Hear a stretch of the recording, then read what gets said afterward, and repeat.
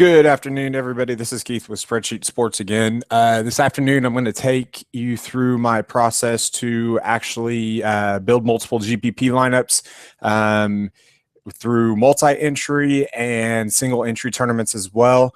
Kind of my thought process and what I actually take into account when building these lineups and how I go about using our tools in order to make sure that I don't miss anything. I'm going to use DraftKings today because I used FanDuel the other day for cash game. And DraftKings, as far as their position eligibility, since they're multi-positional eligible, it takes a little bit more, and I don't want to confuse anybody. It's actually the same steps for FanDuel, just a little bit simpler because you don't have players that are multi-positional eligible. So you'll see that the first thing that I've actually got opened up here is the projection tool. And I've taken it and gone to the hunches and exclusion pages. And I'm actually only going to use the games for tonight, starting at 7 p.m. Eastern time. There's 7 games, so we've got a good variety of players. It's not like a 2 or 3 game slate where we're going to have a lot of overlap. So there's still going to be a lot of variety as far as lineups is concerned tonight, and that's a good thing to do. I'm actually only playing the late slates on the sites, so it kind of makes it to where you don't have so many players to choose from. And it helps me kind of help you guys kind of show my thought process because I don't try to cover every base. I pick a couple different teams and I kind of cycle players through there. So we're going to go back here to the daily lineups slot and we're going to go to refresh data just to make sure that all the new lineups have and new information has come in. Lines move, Vegas lines move. Players that we projected to play possibly are not playing on a Saturday night or a Saturday afternoon. So it really does kind of help to refresh as much as possible. I do it about every 15 minutes just to make sure I have the right updated information, because if a team decides to put out what I would call their B lineup or their what they usually do on getaway days or afternoon games to give some of their regulars a time off, that not only affects lineup positioning for other players, but it could also affect the Vegas line, which could, since we weigh that in our tool, that could actually factor pretty heavily in whether or not we want to use players from the opposing team or pitchers from the opposing team. So as long as you keep everything kind of going and refreshing, then it really does work out. So now that that's done, we can go over here to projections, and I'm going to go to my customized projections and sort largest to smallest. In case you haven't watched the other video yet, the reason why I do these green things right here and color code it is I'm a very visual person. I love numbers, but when you put green by a high number, then you're looking at a pretty good thing. And basically what you do is you just go here, you highlight the AG section, go to conditional formatting, come over here, and you do highest to lowest. So excuse me, you'll see that I have the basic settings right here right now, and that's just so you guys have a guideline of exactly where everything is starting from. And I had a couple people ask me last time why I weight preseason projections so high and keep it in there instead of just going by the current season. Well, and I'll kind of explain it as I go. But the preseason projection is taken off of basically a lot of what they did the previous year or years. And it accounts a lot of that into making exactly what the next, that year's projection is going to be. So they don't, very, very rarely does a player actually not, live up to what their standards are. Yeah, they might have a down year.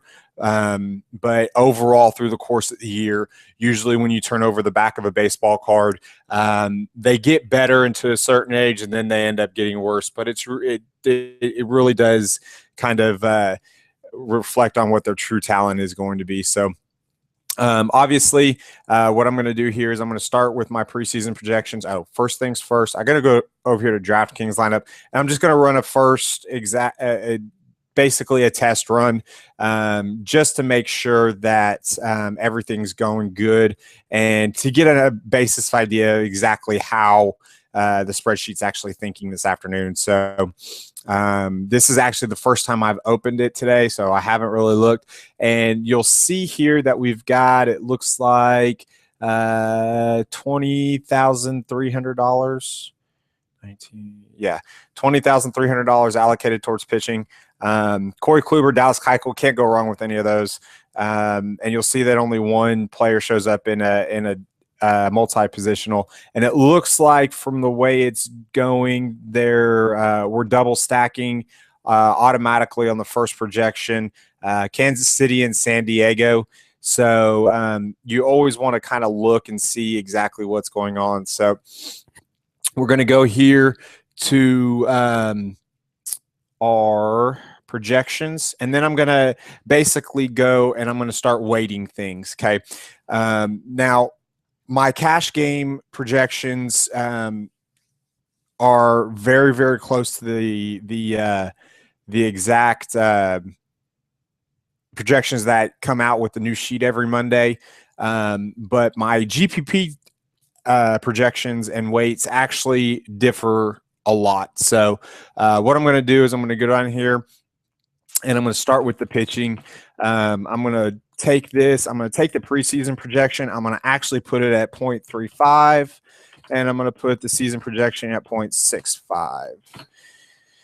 So this kind of gives you an idea, and you can see that it actually does kind of change some things. So I'm going to go here again. I'm going to sort largest to smallest just to make sure that everything kind of stays up with what I'm doing. And then I'm going to go here to my batters. You'll see down here on my batter order, I actually, for GPPs, if you remember correctly, for cash games, I actually put it up to 5 because I want to maximize the at-bats.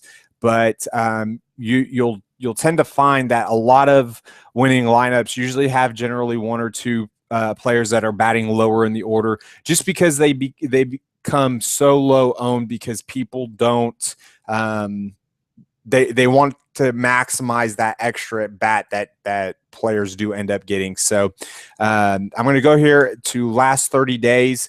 Preseason projection, and I'm going to put this at a 0.15. Season projection, what I'm going to do is I'm going to take that and I'm going to put that at a 0.15. So you'll see that we've got 30.3 points there. So we've got basically 0.7 left to go with. So what I'm going to do here is I'm going to put this at 0.05. So now we have 35 and we've got 65 left to go with. So what I do is, I'm just looking over my settings here. This one is, let's see, this one is a 0.20.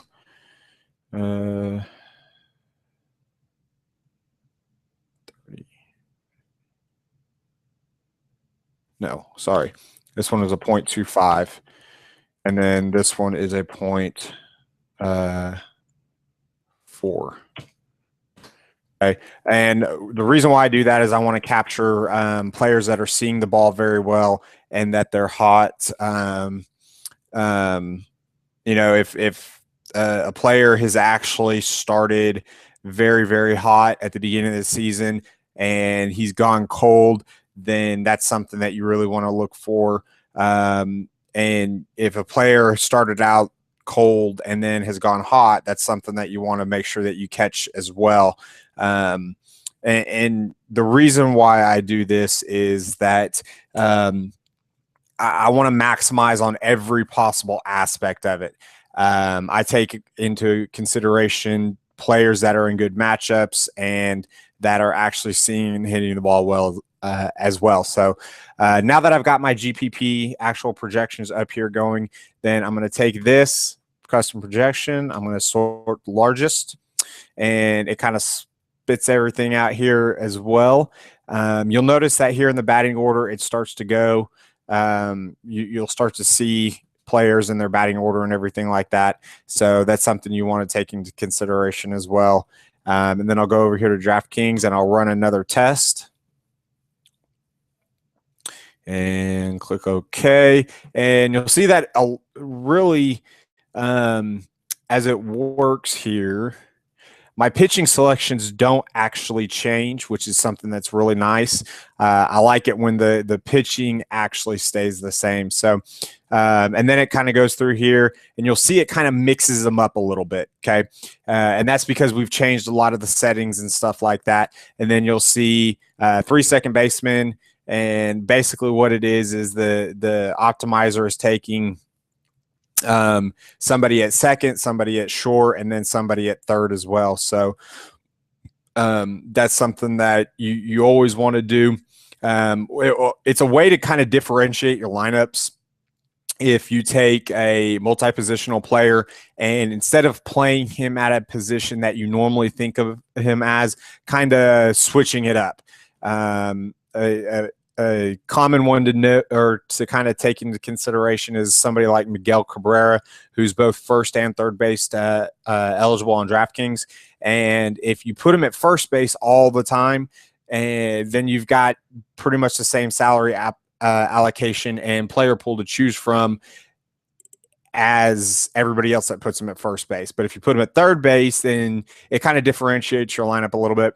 So that's something that I do to kind of try to be a little bit different than everybody else. So what I've done here is I've actually taken this and I'm going to take players and I'm going to highlight all the way over to G. And I'm going to go here. I'm going to filter again just so I can do it. And I can sort here in a second. And then I'm going to go to conditional formatting on projected value this time. And I'm going to highlight green has the highest and then the red is the lowest. So, and then I'm going to take that and I'm going to sort. I'm going to take out the blanks. And I'm basically going to sort A to Z. Oops, wrong one. Sorry. I'm going to sort Z to A. And that basically takes it all down and it goes from here. Okay. Now there's and then run model here again. There's a lot of questions about why players sometimes show up as projecting a huge amount. Oh gosh, this didn't work. A huge amount of projected points over somebody else rather than, when something that could not be. This is not working today.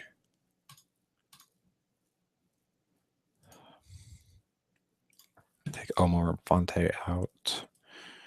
Sorry, guys. I'm trying to get this working for you. There we go. And it really what it ends up doing is it ends up pointing out players that are on hot streaks. So you can see here that this is not going to work right like I want it to. You can see here that one of the funny things is that Corey Spangenberg is projected at 18 points, and that's because of a lot of what he's actually done lately. Corey Spangenberg is the second baseman for the San Diego Padres. And I'm not too sure if he's actually somebody that's worth throwing in there a lot.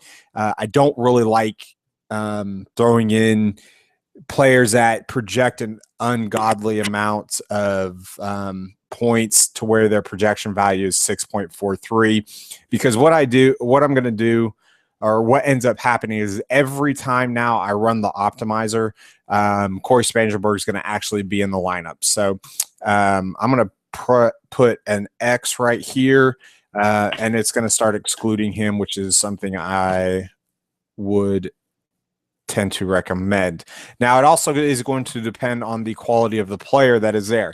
If it's showing that a player like Troy Tulowitzki, because he is in a really, really good matchup in Coors Field, is projecting like 24 points, then that's something that I don't really have too big of a problem with, because 24 points obviously is, a home run, a single, a couple RBIs, and a walk.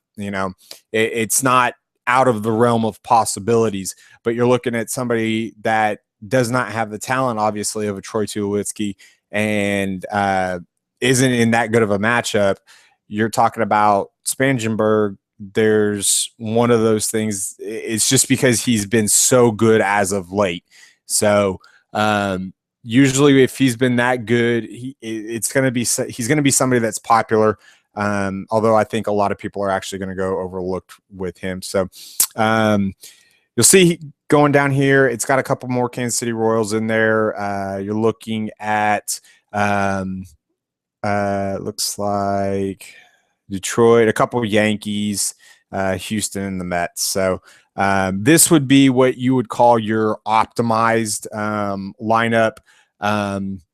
It would be something that is I might throw in a GPP, but it really is it's gonna be like one of the single entry GPPs where you can only fire one bullet, and you want to be able to make sure you get a lot of exposure to a couple different games. So that's how that one would work. Go back here over to projections, and like I said, every 15 minutes, I'm going to update again here just to make sure I got current lineups.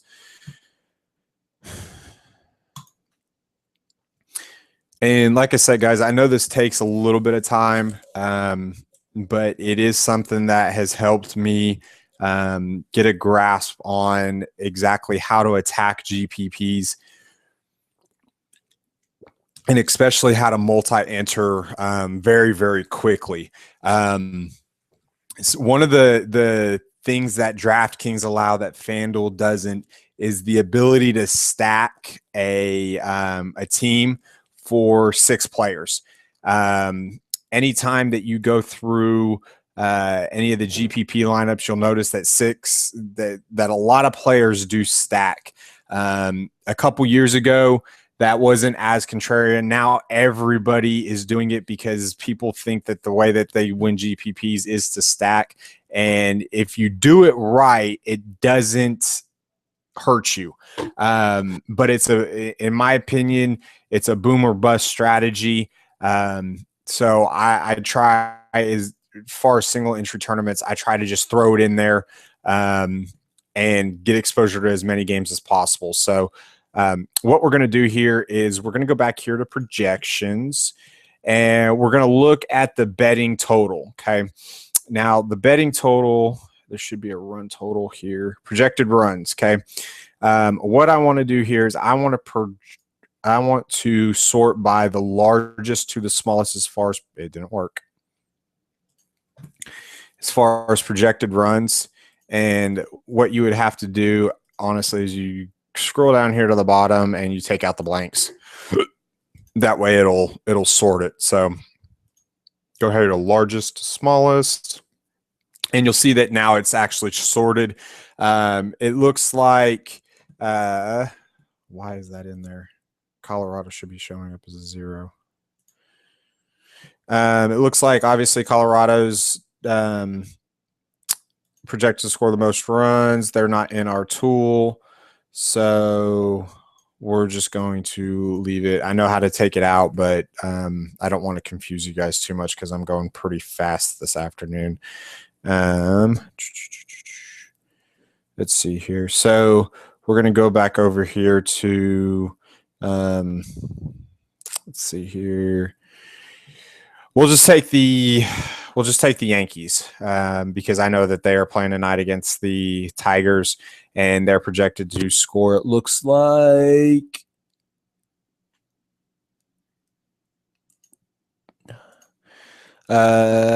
basically it looks like they're projected to score just over 4.5 runs. So we're going to take that and we're going to run with it. So what I'll do is I'll run a lot of different lineups. The first thing I'll do is I will go here and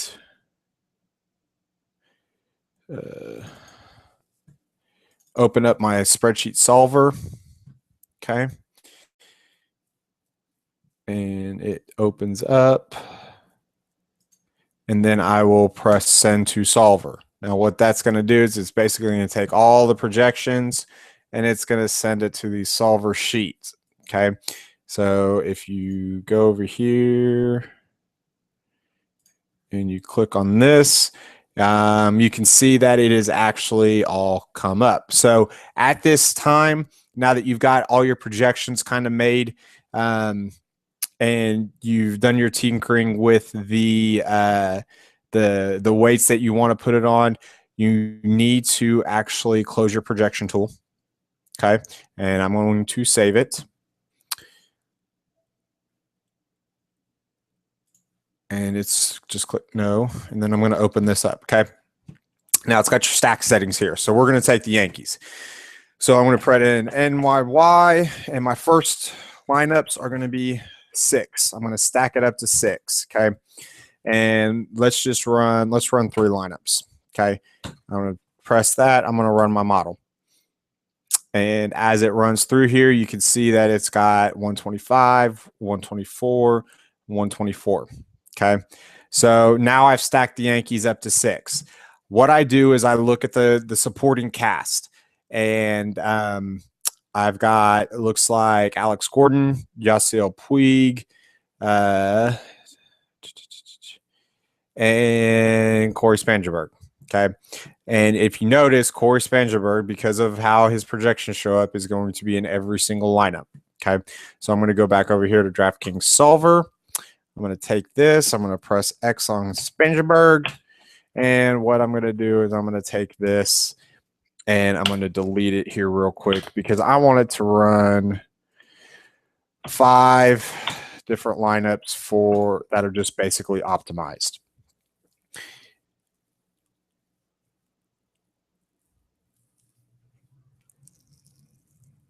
Okay, so it's ran 5 different lineups, and you can see that there's a couple different players in each and every single one of them. And you can notice that your projections are actually changing by a little bit. Okay, and that's the biggest thing, is that your projections do actually change. And so what I do is I would basically, again, look at my supporting players, and I've got Cespedes, Puig, Gordon. I've got a high strikeout rate here with my 2 pitchers. I got Luis Valbuena, who can hit a home run. I've got Eric Hosmer, who's in a good matchup, and I've got my 2 boppers right there. Okay, so I'll go through there and I'll start picking out the ones I like best, and I'll enter them in a single bullet or into a multi-lineup GPP. Now, when I go through here, and basically what I like to do is I like to choose 2 or 3 teams to target a night and 2 or 3 pitchers to target every single night. And the reason I do that is because I don't try to cover every single base. What I try to do when I multi-enter lineups into GPPs is I try to push as many of those lineups into the cashing position with my stacks and my pitchers, and then I basically try to win the GPP with my supporting cast. So if I go here to, I want to do the Yankees again, and let's go the Dodgers. So I've got the Yankees and the Dodgers. I'm going to take it, and I started off with 6, and or sorry, 5. I already did my 6. I'm going to go 5 and 2 here, because DraftKings requires you to have a batter from 3 different teams. So I'm going to run my model. I'm going to go through here. I'm going to pick out my teams that or my supporting cast that I like the best. I've got Cespedes right here. I've got Gordon. I've got, it looks like Cespedes and Puig. And Gordon, but it's changed out my Yankees a little bit. You'll see in this first one, it looks like Amarista wasn't in it, right? Yeah. Looks like Amarista wasn't in the first one. He's in the second one. Dilson Herrera was in the first one. And I'll run 5 to 10 lineups at a time, and I'll start picking and choosing which supporting cast I like. And then I keep doing this, but what I keep doing is I end up working my whole way down. I use less Yankees and more Dodgers, you know, and I'll run another model, and I'll pick it. And it allows me to basically multi-enter a lot of lineups to where I have the same group of core, but I'm altering in either the pitchers or the supporting cast that's there. And plus, you want to have exposure to a couple games, but if you try on a big, like a Friday night, if you try to absolutely just cover every single base, more times than not, you might cash a couple, but you're going to end up picking a lot of players that went off, but they're not going to be in the right combo in order to really, really, really get you a good ROI. So you'll kind of see as we go down here that it starts to go through the projections and everything. As far as the pitchers faced, that's how I'll usually determine the people. I pick pitchers who I want to stack against, and then I kind of just go from there. So high run totals with mediocre to bad pitchers on the mound. That's generally what I try to target. So I just keep doing this until I end up going through all of them. On FanDuel, I'll usually run a 2-2-2 and then have a couple supporting casts in there.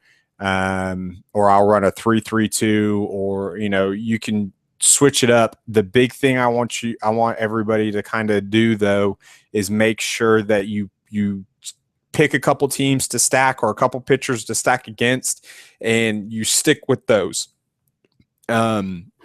And I'll go a little bit next week into how to determine how to stack against a pitcher and stuff. So, guys, that's all I've got for today. Hope it wasn't too confusing. Hope everything was informational for you guys. If you have any questions, like I said, you can more than happily leave a comment.